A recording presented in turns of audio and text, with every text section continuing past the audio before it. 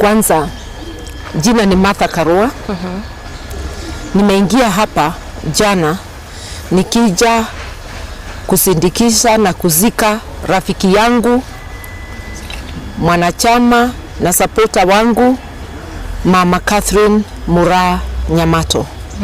Kwanza nitoe rambirambi zangu kwa familia yake, marafiki na the Abagusi community as a whole.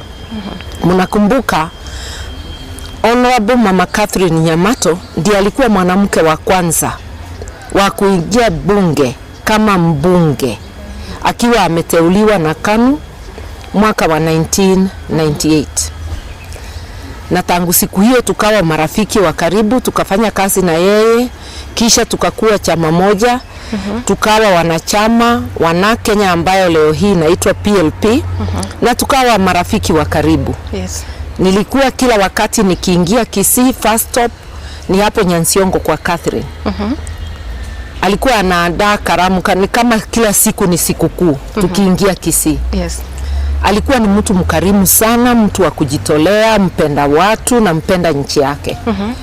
Catherine alikuwa ni wamama wale waanzilishi wa kwanza wakuwa na madaraka kwa serikali, akifanya kazi hapo immigration kabla ya kuteuliwa kuingia bunge. Na hapo akasaidia watu na sana sana wamama sana. Catherine alipoingia siasa amesaidia wamama sana hapa Kisii.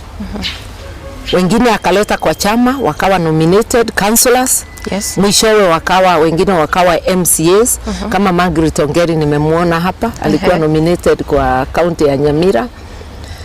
Alikuwa na roho ya kupenda watu. Hata alipowacha kuwa women leader wana Kenya, aliendelea kutumikia chama, kutuletea watu, kujali maslahi yote ya chama na yetu kama marafiki. Kisii imempoteza mama wa maana. Yes. Na tunasema Mungu amweke pahali pema na historia iandikwe ni mama wa kwanza wa kuingia bunge kutoka Abagusi.